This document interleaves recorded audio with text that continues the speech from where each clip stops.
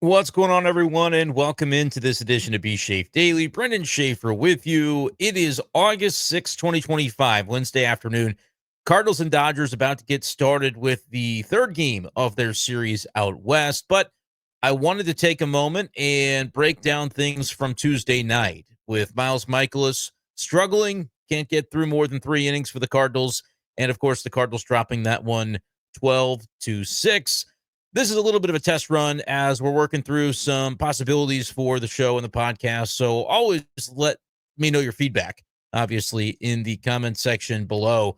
But just trying out some things. I kind of had it in my head that the Cardinals had a night game today, which is absolutely not the case. It's a 3 o'clock start. And so you may not even have a chance to watch this video before it comes out. But I'll spend a few minutes just testing out some new potential features. Not sure I'll be able to do this every time, but I'm just trying to tweak and see what sort of things out there in the podcast landscape people might enjoy or appreciate, playing around with a few things on StreamYard. So let's just kind of get the housekeeping stuff out of the way there and break it down from last night. Miles Mikolas, 3 innings, 5 runs, allowed 3 homers, 2 of them to Max Muncy, and then 1 of them to Teoscar Hernandez on a curveball that was one of those Miles Mikolas pitches that just looks like it's sitting there on a tee. I talked about it on the STL Sports Central post-game show on Tuesday night with Ethan Hannaford. But basically, you know about the notion of pitchers at times being talked about and having a deceptive delivery. Wow, he's really deceptive to the plate. You really can't tell where the ball is coming from. He hides it well. Whatever the opposite of that is, that's how I would describe Miles Mikolas on the pitch to Teoscar Hernandez that he hit out for a home run. So Oliver Marmol ends up going to the bullpen, going there pretty prematurely, and the Cardinals weren't able to hold up. 12-6, they lose this one to the Dodgers. I thought it was interesting that Ollie Marmol goes to the bullpen as early as he did in that game on Tuesday night, because isn't it that time of the season where everybody is sort of just accepting the fate, right? That's sort of the narrative that's out there. The Cardinals traded away 3 of their top relievers at the deadline, and you don't have anything left. Right? The Cardinals are at 500, now below 500 by a game after Tuesday's loss. We'll see what happens on Wednesday with Matthew Liberatore taking the mound for the Cardinals. We just sort of think about the state of the team and where things are.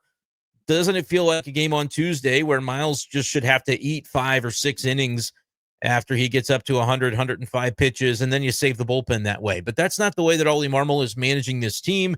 That's not the way he is managing the remainder of this season, at least so far. He said, hey, look, we've got a day off coming up on Thursday. We're going to use a bunch of guys in the bullpen to try and find a way to make a game out of this. The Cardinals were trailing 5-2 at the time, and ultimately it was too little too late. And look, the bullpen struggled too, and that's to be expected when you trade Helsley, you trade Maton, you trade Steven Matz.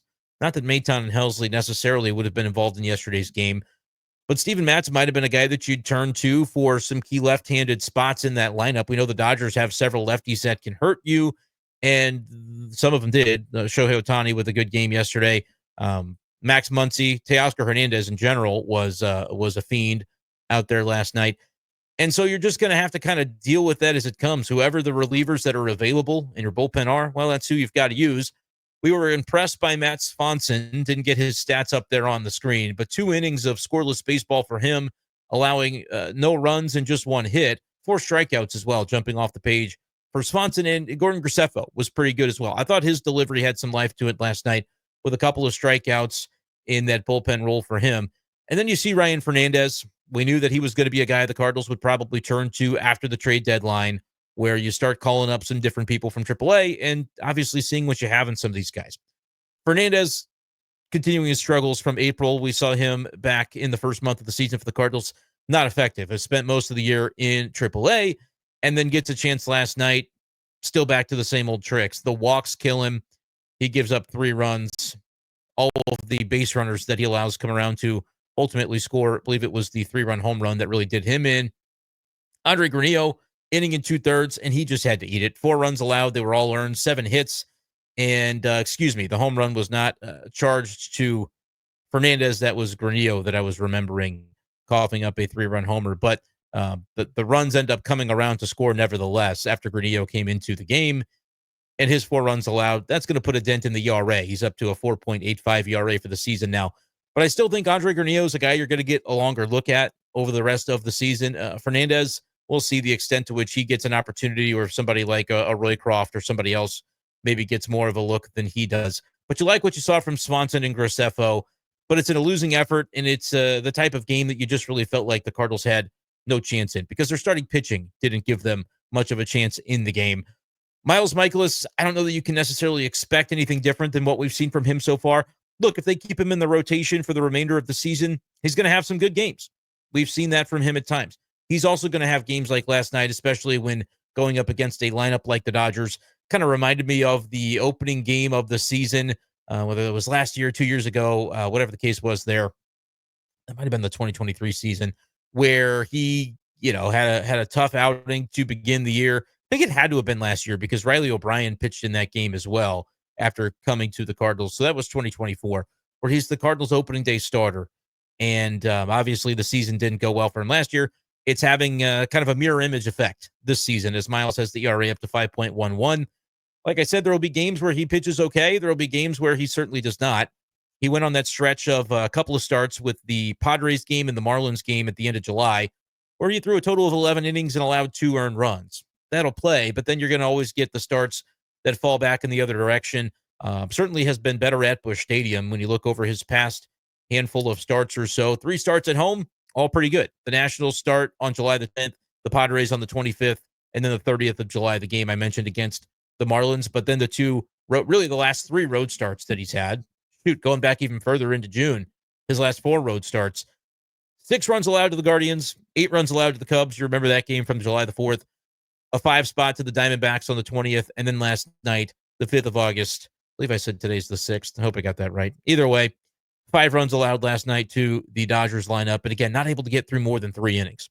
It's interesting that Ollie bothered to pull him in the first place because he's trying to fight and win as many games as possible, but it's just feeling like an uphill climb right now for the Cardinals, and I don't know necessarily that they do anything about Miles Mikolas at this point in time. It's not necessarily a guarantee that he makes it through the season, but I also look at it and say who's coming up to replace him is an obvious topic of conversation that would need to be addressed as well. And I'm just not sure the Cardinals have, this is going to sound pretty bad, I'm just not sure from a front office perspective they care enough to do anything about it. John Mozeliak is in his final year, in his final couple of months at this point. I have made commentary to the effect of, maybe Chaim Bloom takes over before the end of the actual regular season. Maybe it comes within a few weeks that Chaim Bloom is sort of having his guiding hand, if you will, over the day-to-day operations of the baseball ops department for the Cardinals.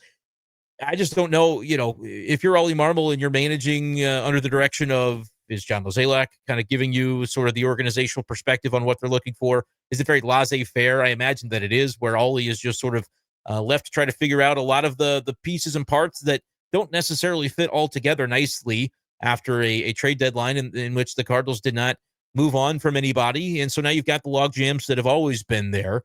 When you look at the left field spot and adding to that with Ivan Herrera now in the corner outfield mix, Jordan Walker getting some sporadic time in right field, Nolan Gorman, who homered last night, along with Wilson Contreras hitting one late in that game to make the score a little bit more respectable for the Cardinals. You've got all of these guys that you'd like to try to find playing time for if you're Ollie Marmol. Realistically, you can't find it for everybody, and so you just have to kind of pick and choose the spots in which guys will get some run. We'll see today what the Cardinals end up doing. Obviously, by the time you listen to this video, that game may already have elapsed, but I just think that lineup conversation is tricky, and it's obviously tricky to try and figure out exactly what the Cardinals are going to do with that rotation spot of Miles Mikolas. But like I said, it could just be a case where there's not enough want to when it comes to urgency, I think would be a better word to use, when it comes to drastically trying to change things and fix things after a deadline in which you sold off. And so Miles Mikolas can continue to take the ball. I mean, I think you can expect him to go 5 or 6 innings in the home starts, but the ones on the road have certainly been an adventure when you're not in the comforts of Busch Stadium, and certainly the pitcher-friendly elements that are brought to the table with that for a guy like Miles Mikolas, who just has not been able to stay in the ballpark. Certainly last night was not able to do that. Checking out quickly Wednesday's lineup. It is going to be against Shohei Ohtani, and so that'll be interesting. Stay tuned to the channel. I'll try to continue posting some videos more frequently. But again, I spent a lot of time this morning trying to figure out some of the aesthetics and the video aspect of it. Any tips and tricks that anybody out there has for feedback on what they think of what we're doing with the channel certainly always is appreciated. And you can check out a channel membership as well in the YouTube description below if you're interested in supporting us that way. But looks like Corbin's in there at third. Jordan Walker's in there in right field. Herrera DHing. Burleson's at first in a day, it looks like, for Wilson Contreras. Ollie Marmol oftentimes likes to stack those days back to back when he can. And so with a team off day coming up for the Cardinals on Thursday, it seems like Wilson Contreras maybe was a natural day to get him a blow. And that is exactly what they're going to do. Have not figured out graphics-wise for the podcasts that are going to be on video like this one today is. And I don't know, again, if this is going to be able to be a regular thing or not. But what I was going to mention is that I have not input necessarily just yet the imaging for Down on the Farm, but that's something that I actually would like to do. If I end up doing these videos, I'm just finding that with my schedule, I have so much going on with STL Sports Central, even more coming up potentially. You'd think baseball season winding down, so too with my schedule. I've got a lot of stuff I do when it comes to college football, pro football content. And so wondering if B-Shape Daily, maybe I could knock out the video. The editing would be minimal. It would just be me talking here on the video. You'd at least have a video element for those who prefer to watch YouTube on your televisions and showing up in 50-inch high definition or whatever the case may be there. Maybe this might be a better way to do B-Shape Daily. It might mean for shorter videos, but I definitely want to continue to stick with the podcast and do it as a daily feature. Maybe that ends up being more of like a Daily Bites sort of thing.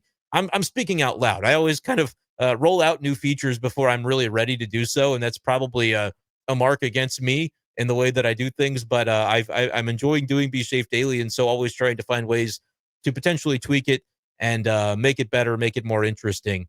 And so that's kind of me talking in a circle. Long story short, I don't have Down on the Farm for you in terms of a graphic or playing the move that I know everybody has come to enjoy. But I will talk a little bit about, before we get out of here, what happened on Tuesday in the system. Start with Springfield as they fell 5-4 down in San Antonio as the AA Cardinals fall to 64-39. They're still first place in the Texas League North Division, so they're having a very fine season. Not a ton of standouts there. Leonardo Bernal 1 for 2 with a walk and an RBI in that game yesterday.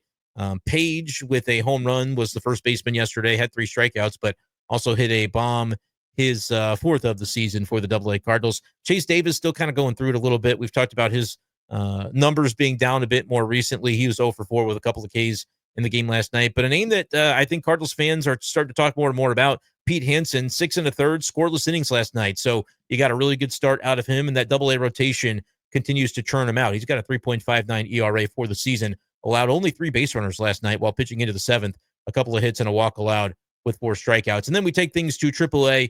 The Durham Bulls took advantage of the Redbirds last night in Memphis 6-1, as Memphis did not quite get the pitching performance they were looking for from their bullpen. Aaron Wilkerson, however, was pretty strong. 5 scoreless innings. The 36-year-old veteran could end up seeing him as a journeyman make a journey to St. Louis at some point this season. We talked about Miles Mikolas. Look, I don't know if Aaron Wilkerson would come up and do any better or any worse than Miles, but like I said, is it a notion of do they just not really even care enough to bother trying to improve? Because you know with Miles, you're going to get some good, but you're going to get a whole heck of a lot of bad. And he just has not had the consistency from game to game this season, especially on the road. Would it be a service to the fan base to say, look, Mikolas, a 5 ERA this deep in the season, this deep in a contract, it's just not, what we should be giving to our fan base anymore. Aaron Wilkerson might come out and not do any better, but maybe as a message to the fan base, they could make a replacement there or move Mikolas to the bullpen, if nothing else. I'm not suggesting that Mikolas to the bullpen would be effective, but you could use him strictly in mop-up duty rather than having him be the one that's creating the mop-up duty. And I think that would be more of a service to the Cardinal fan base than what they are doing right now with Miles Mikolas.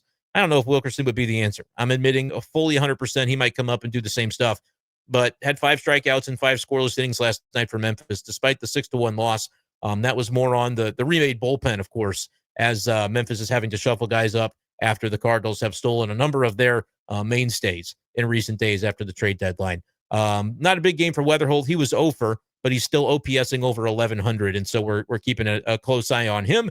And Nathan Church is still plugging along. He was 2 for 4 last night, a 937 OPS for the season in AAA. Remember, he was called up mid-year, and it's looked pretty good since joining AAA Memphis. So that's it for Down on the Farm, kind of an abbreviated version. And that'll do it for B-Schaeff Daily here. Again, let me know what you're thinking about the podcast and whether you like some of the new inclusions here. If you're watching on the video site on YouTube, I'll put the video version up on Spotify as well, as I know that they like to promote some video content nowadays too. So that'll do it for this edition of the show. Make sure you subscribe below. Appreciate you guys as always. And we will talk to you next time on B-Schaeff Daily. Peace.